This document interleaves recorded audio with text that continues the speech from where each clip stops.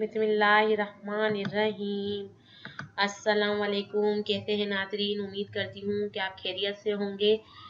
आज मैं आपके लिए एक नया टॉपिक लेकर आई हूँ, लेकिन अपने टॉपिक पर जाने से पहले आप लोगों से रिक्वेस्ट करूँगी, काइंडली मेरे चैनल को सब्सक्राइब कर दें। सब्सक्राइब करने के लिए नीचे रेड कलर का एक बटन दिया गया होगा, जिसको आप सब्सक्राइब करेंगे तो मेरे सब्सक्राइबर बन जाएंगे। तो चलते हैं आज टॉपिक की तरफ। डेंगू के असबाब, अलामत और इलाज, ये मैं आपको बताने जा रही हूँ कि डेंगू जो है हमारे इधर बहुत ज़्यादा फैल रहा है, जिसकी वजह से डेंगू बुखार एक वायरस की वजह से होने वाली बीमारी है, जो कि एक मच्छर के ज़रिए फैलता है।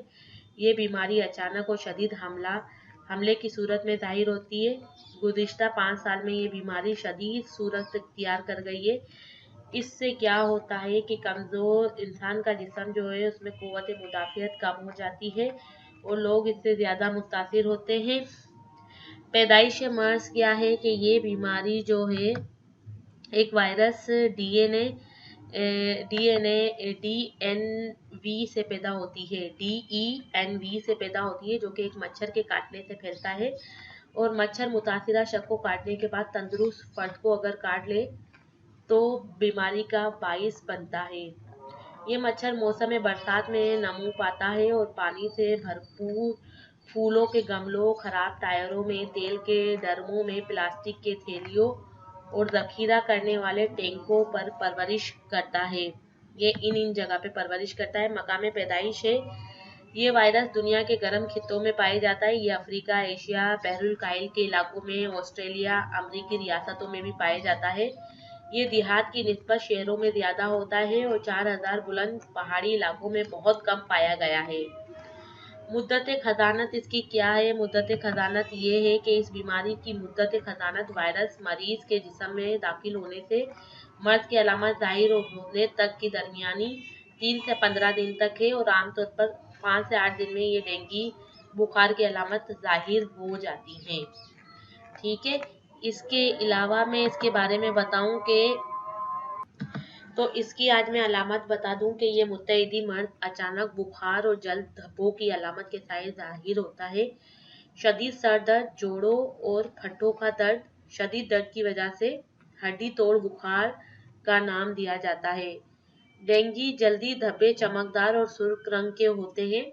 आमतौर पर ये निचले हिस्सों और छाती पर जाहिर होते हैं। बाद मरीजों में ये तमाम बदन पर फैल जाते हैं। इसके अलावा डेंगू बुखार के मरीजों को पेट दर्द, मतली, अफकाई और हैज़े के साथ मैदे की सोजिश की भी अलामत जाहिर हो सकती है। कुछ मरीजों में बहुत मामूली अलामत पाई जाती है। जब कोई धब्बा जाहिर नहीं होता तो इसे फ्लू या दूसरे वायरल इन्फेक्शन समझा जाता है, लेकिन कुछ मरीजों में बुखार जड़े खून खास तौर पर हेमरेज बुखार में बढ़ता जाता है और इस सूरत में जो है आप लोगों को क्या करना है, इस सूरत में खून की रगों से खून बहना शुरू हो जाता है। जी जनाब, तो खून की रगों में खून बहना भी शुरू हो जाता है और नाक और मुंह और मसूड़ों से खून आना शुरू हो जाता है। डेंगू हेमरेजिक फीवर आमतौर पर 5% मौलिक साबित होता है। एहतियाती तदाबीर, मच्छर के काटने से बचें, दर्जा झेल इक़दाम बरवई कार लाएं और कपड़े और जिल्द और कपड़ों पर मच्छर मार अदवायत का इस्तेमाल करें। घर से बाहर निकलते हुए पूरे बाजू की कमीज, लंबी शलवार और पाँव में जराबे पहने। बहुत ज़्यादा आबादी वाले रिहायशी वाले इलाकों में जाने से गुरेज करें। घरों के अंदर एयर कंडीशन और साफ सुथरी जगहों पर रहें और सोते वक्त मच्छरदानी का इस्तेमाल करें। जहां डेंगू वायरस का हमला हो चुका हो और मच्छर के परवरिश पाने की जगह खत्म करें।